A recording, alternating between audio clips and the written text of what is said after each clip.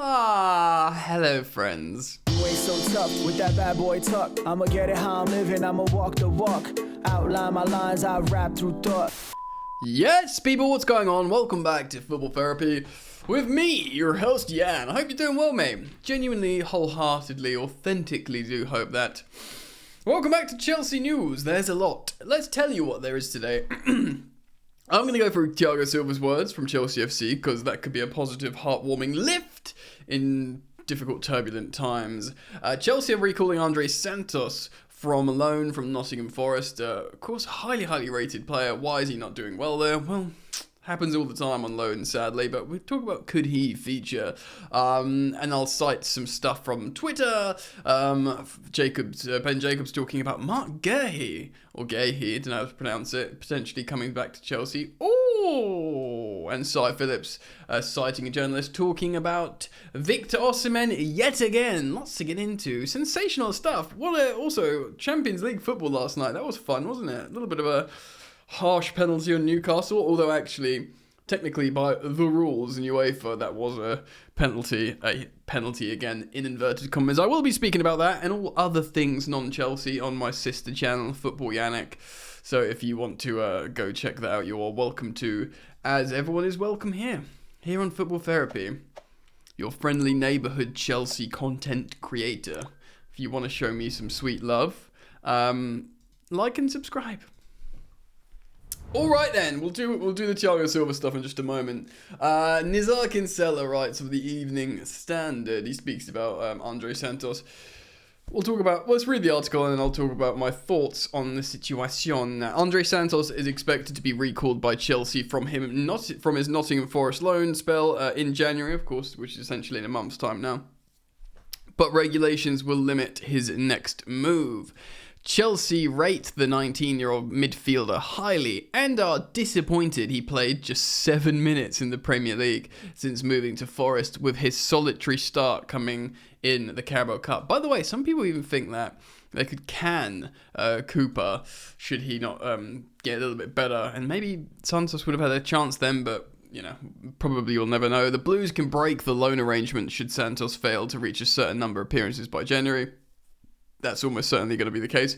But the two clubs have a friendly working relationship, having discussed a swap deal involving Brennan Johnson and Trevoh Chalobah in the summer. Of course, Chalobah didn't want to go, understandably, considering he had pretty much agreed to go to Bayern Munich. Bayern Munich and Nottingham Forest are two very different levels of clubs. Granted, though, Forest have multiple European Cups, like Bayern Munich.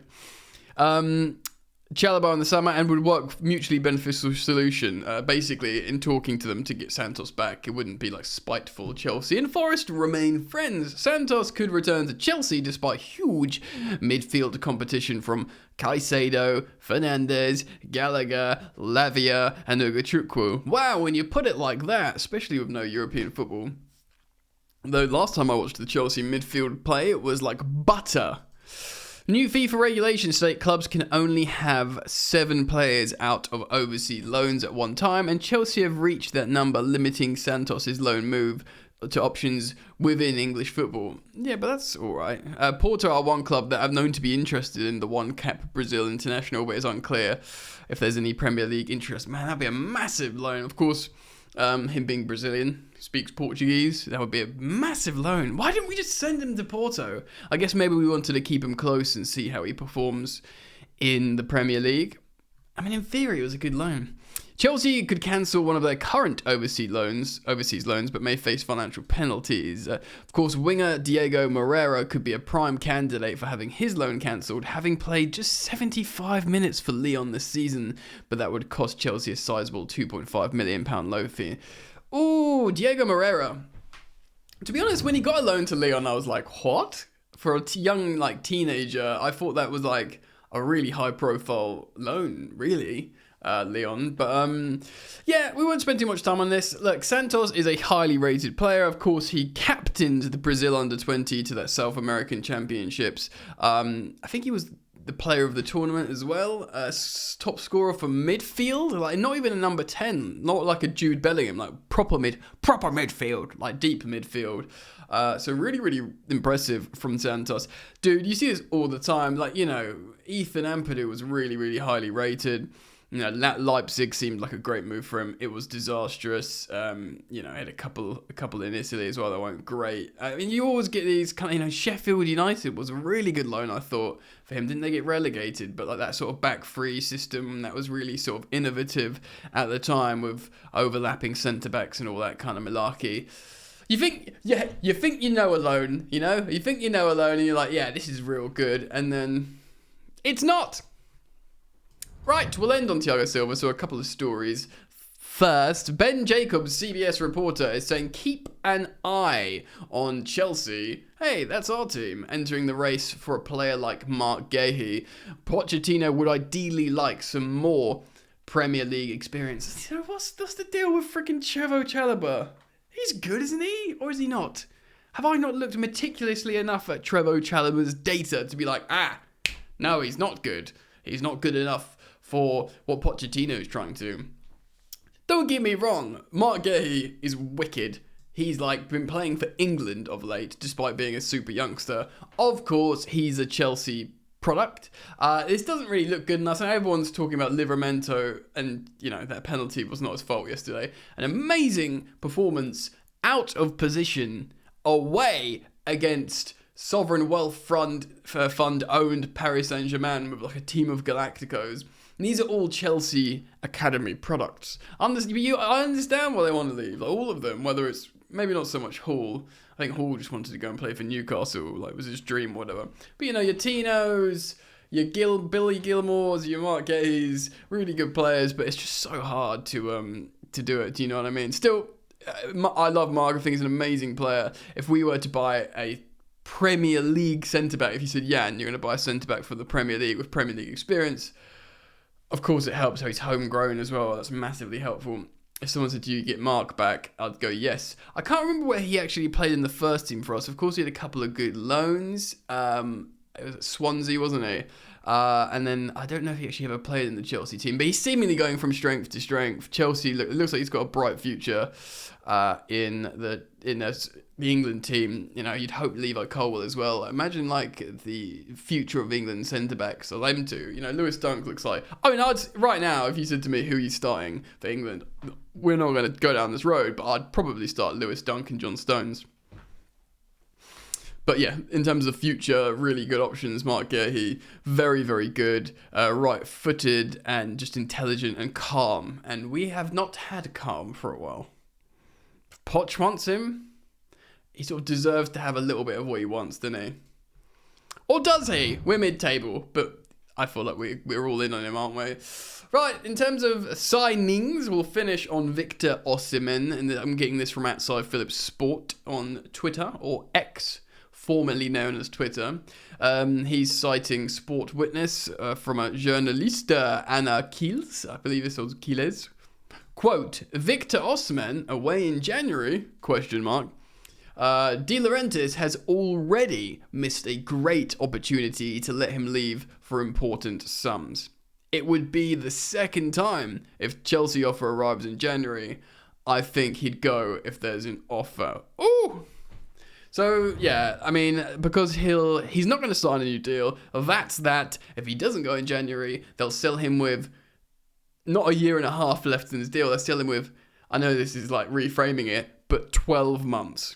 12 months left on his deal. That gets to the point where a team is waiting to sign him, and if De Laurentiis is going 110 million, they go, all right, we'll just play as academy player for one more season for 10 months, and then we'll convince your boy to sign for a free, and then they lose 100 odd million, or 80 million, potentially 80 million, or whatever. Do you know what I mean?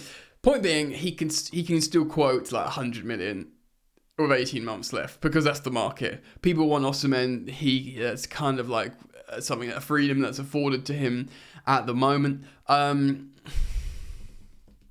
Victor Osimhen, yeah, we've done it to death. I do think as a profile he would suit us. Obviously, if he came in January, it would be very, very exciting.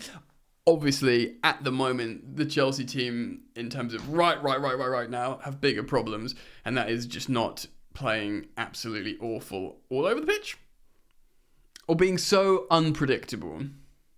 Which leads us on to the last story. Thiago Silva's done a interview with the Chelsea website. Of course, he's the oldest player to play for Chelsea in the Premier League, and he had a terrible game. I can't remember having such a bad game since his debut against Brom, where he made a similarly big, error. But that's actually, 3+ years or whatever. So that's actually really, really positive. And I want to read what he says, because I reckon there's some good stuff in there that hopefully will make us feel positive about the Blues again.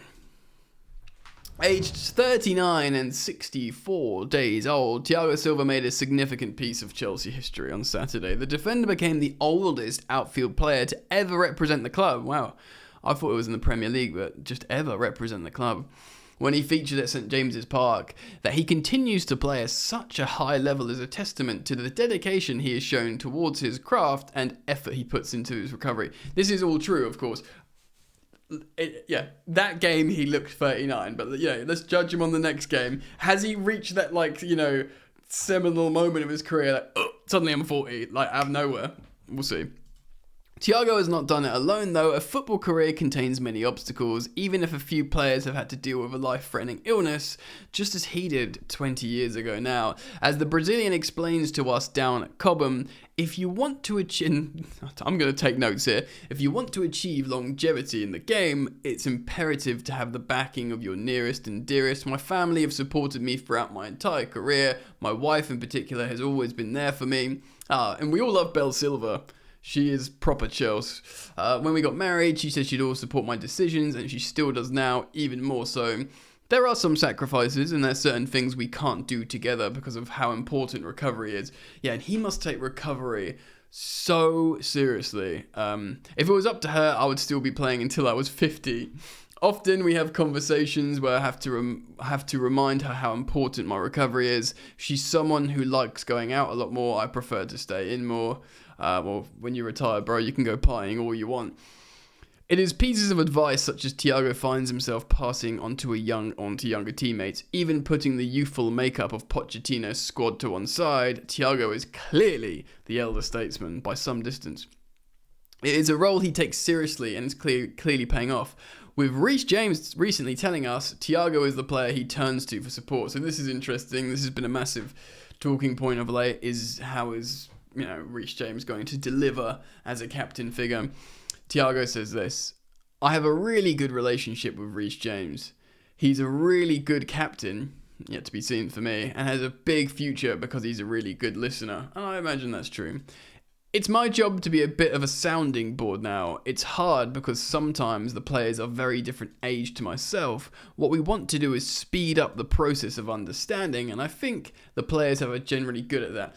He speaks limited English, so I guess someone's translating. I'm assuming so. Yeah, maybe they can speak in fragmented English.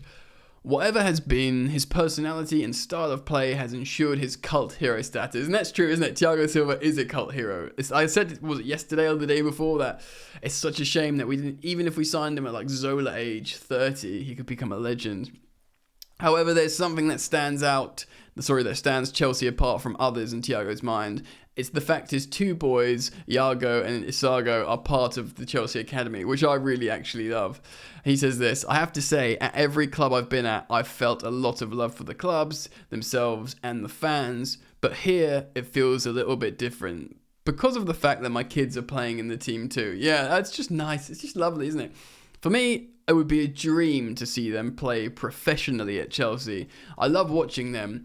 Ultimately, and I try to help them as much as I can. I love seeing my kids play here. My wife is here all the time and even wants to be at every away game. I think she realises that time is running out slightly, so she wants to make the most of the last few years of my career.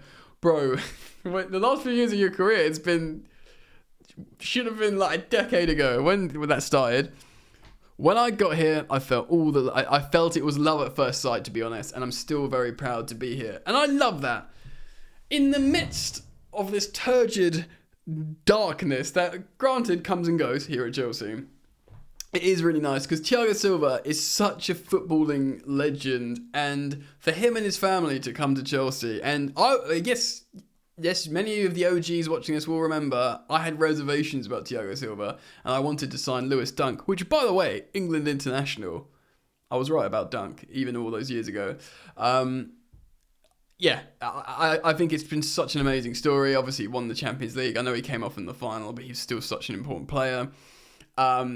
He's been in like the lineups against really amazing performances. He's like a really good representative of the club. He's a respected Galactico global figure. His wife just integrates with the home and away fans, and you know she loves Chelsea. He loves Chelsea, and both his kids play for Chelsea.